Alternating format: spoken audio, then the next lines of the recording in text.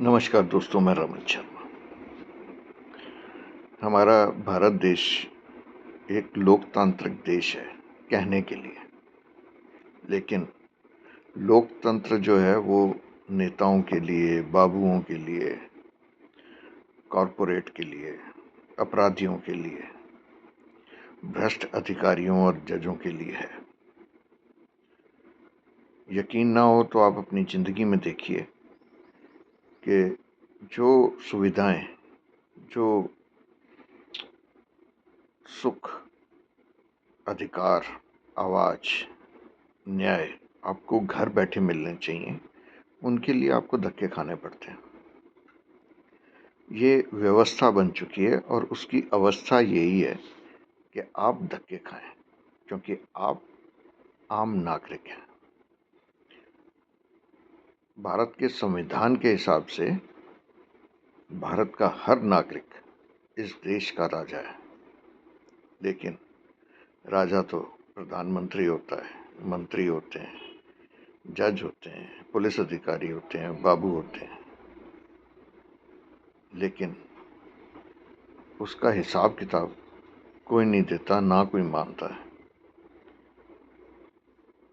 उसी का हिसाब अगर आप करेंगे तो आपको ये व्यवस्था इतना प्रताड़ित कर देगी कि आप मुकदमों में, पुलिस थानों में चक्कर काटते रह जाएंगे। इसीलिए जो आम नागरिक है वो सलाम ठोकते हुए उन सब प्रताड़नाओं को सह लेता है जो उसे दी जा रही हैं इस व्यवस्था द्वारा। एक छुटभैया नेता भी थाने में जाके हंगामा मचा देता है और पुलिस कुछ नहीं कर पाती। एक भ्रष्ट पुलिस अधिकारी एक आम नागरिक को इतना डरा देता है जितना वो रात को अकेले होते हुए अगर भूत देख ले तो भी ना डरे। इन सब कारणों की वजह है हमारा चुनाव।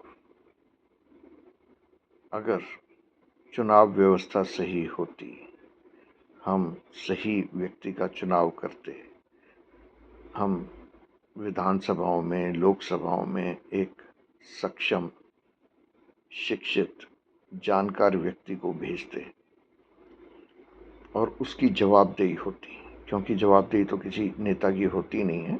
अगर होती तो हमारी व्यवस्था विश्व के अंदर विश्व गुरु की ही होती। हमारे देश में संसाधन भी हैं, साधन भी हैं।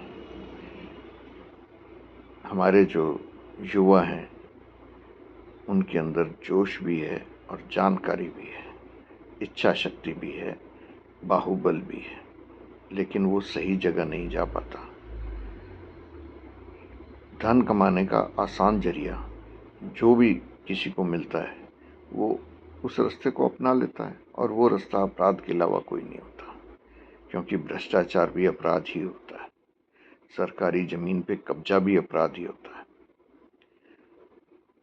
हमारे देश के अंदर एक बिल्डर्स की व्यवस्था आई थी जो आम नागरिक को मकान बना के देंगे, उसमें सब सुख सुविधाएं होंगी और उन्हें तय प्रतिशत मुनाफे का मिलेगा। लेकिन बेचारे आम नागरिक पैसा देने के बाद भी उस प्रॉपर्टी को नहीं ले पाते जो वो खरीद चुके हैं, और उन्हें न्याय कहीं से नहीं मिलता।